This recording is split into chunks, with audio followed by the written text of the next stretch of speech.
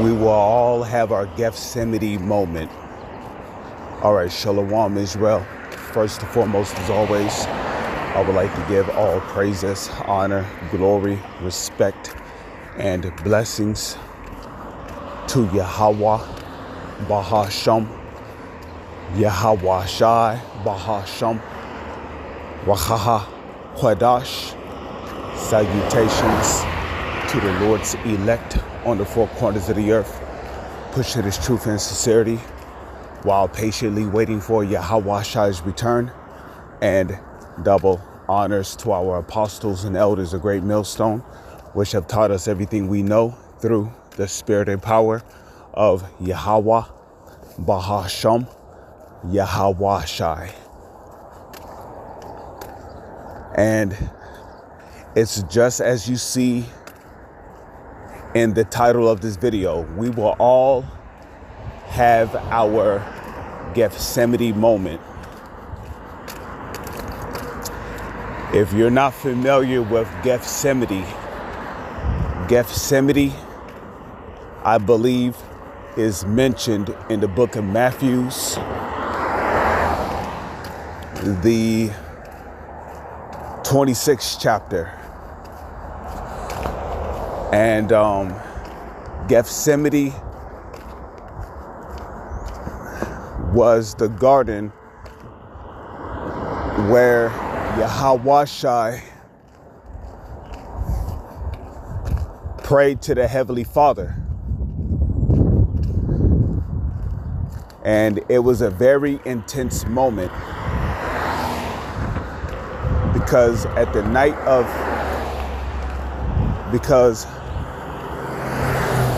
during the time of Gethsemane, when Yahweh Shai was praying, he was sweating blood. Okay? And it was at that time that Yahweh Shai had to be alone. Okay? The Wada Yahweh Shai for allowing me to cross the street safely. Barakatah Yahweh, Barakatah Yahweh Shai. Bless you, Yahweh, bless you, Yahweh Shai. Okay, it was in the Garden of Gethsemane that Yahweh Shai had to be alone. Okay, now Yahweh Shai had Peter and his some of his disciples with him, and he commanded them to stay awake while he prayed to the Father.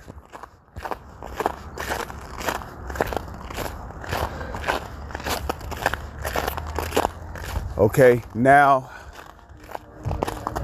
at that very same time, Yahweh Shai knew that he had to go through. Yahweh Shai knew that in the near future, he was going to have to suffer great things. He was going to have to go through some serious pain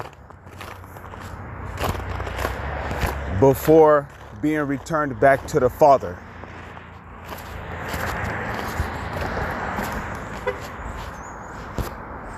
So it's very important. It's very important to know that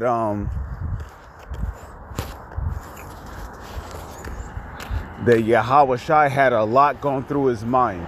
Okay, for him to get on his knees and to ask the Heavenly Father, to beg the Heavenly Father to let the cup pass from him. Now the cup represents everything he was going to have to suffer, to go through, in order to make an atonement for his sins.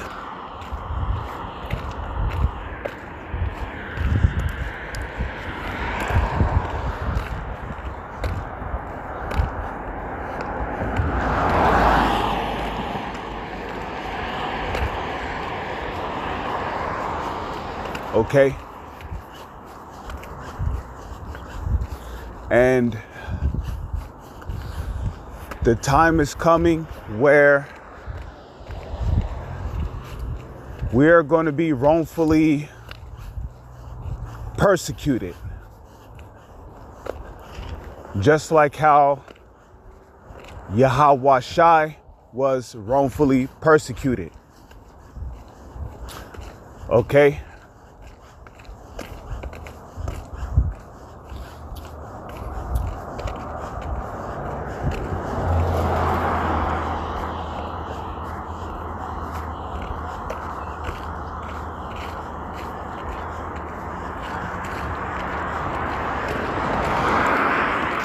Yahweh Shai was lied on, and we're going to be lied on too.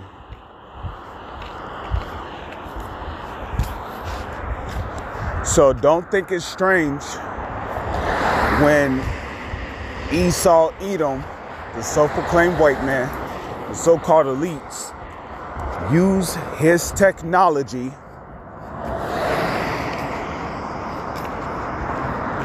to create AI videos of you doing something that you did not do.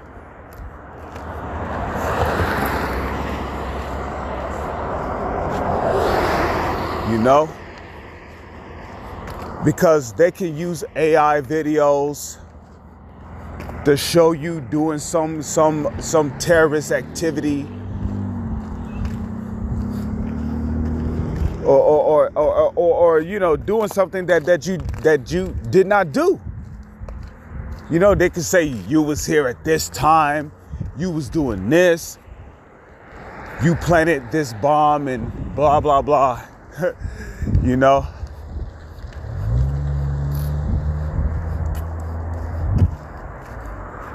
because they're getting desperate. Esau knows that he cannot come at us carnally, so he's going to come at us technically, technology-wise.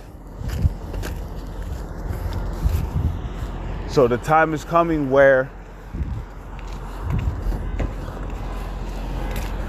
we may find ourselves sitting in a concentration camp with our hands tied behind our back, wearing an orange jumpsuit and a bag over our head. And that right there, my brothers, is our Gethsemane moment. So let me go to the book of Matthew, chapter 26.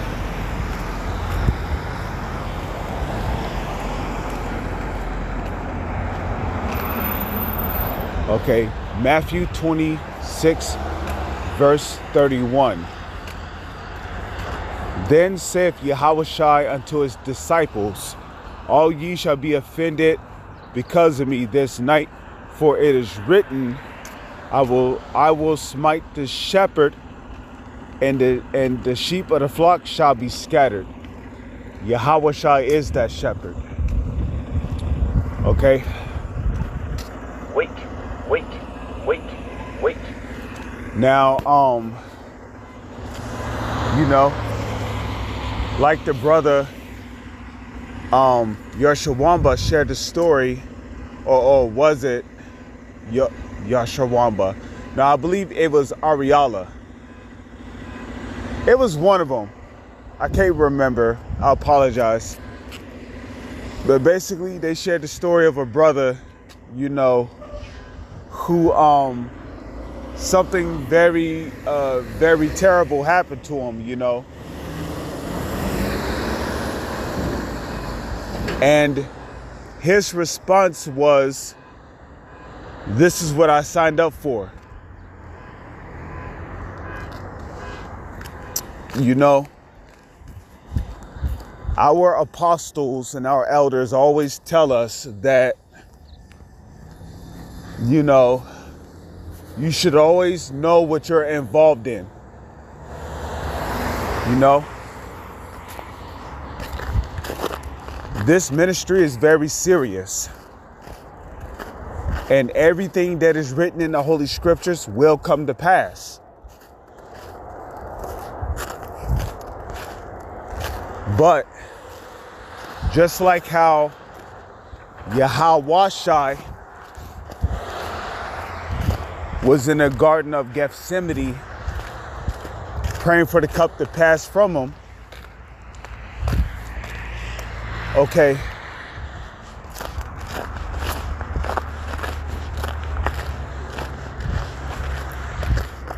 and well, when he was under great distress, sweat and blood, we are going to go through similar scenarios, okay? So, I'm sorry. Let's go to the book of Matthews. I'm sorry. There's a precept I have in mind. Just real quick.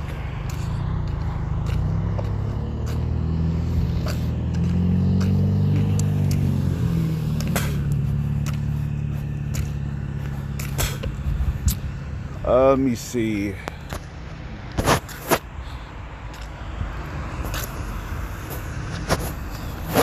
Type in foe. Hey, excuse me. Okay.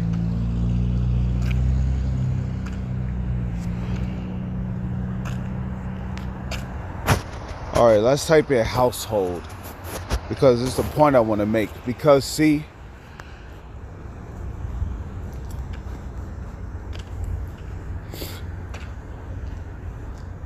here we go. Because see, you may have family members who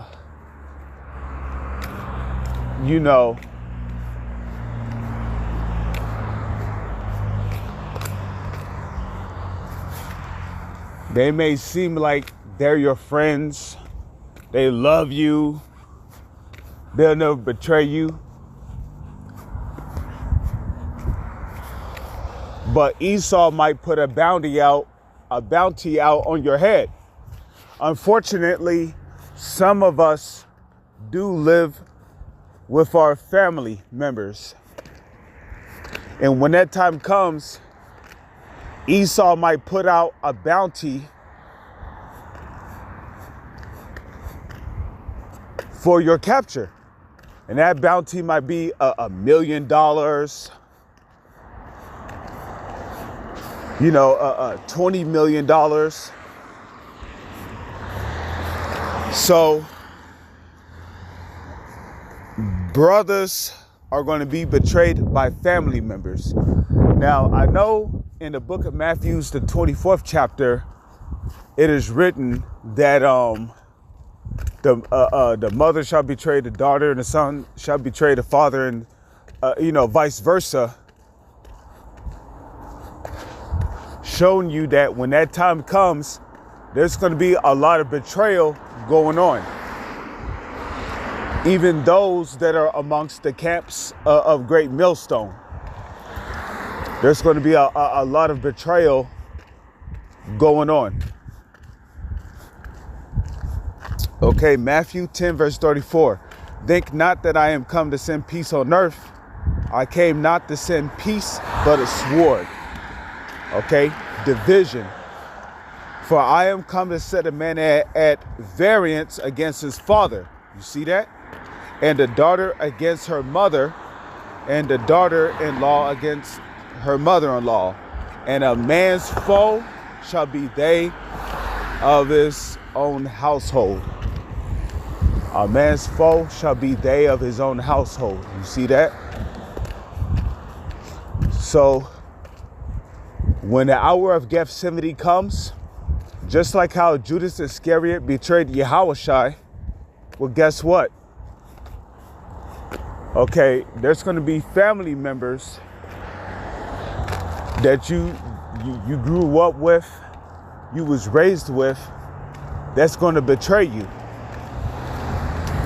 Okay, they're going to betray you. They're going to turn you in.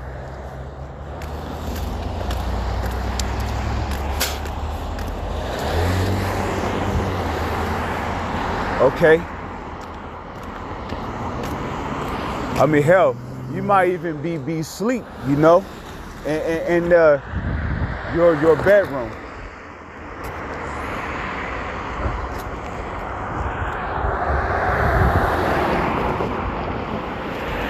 You may be asleep in your own bedroom, and your your parents might pounce on you and tie you up. I mean, it's not funny, but you know, something like that might actually happen. You see? You know? That's why our apostles and elders always teach us to get used to not being comfortable, because you might have to be on the run. Because we've seen what the so-called white man did with 9/11, right? It's going to happen again. You know, always have the Gethsemane mindset, because we're living those times. Shalom.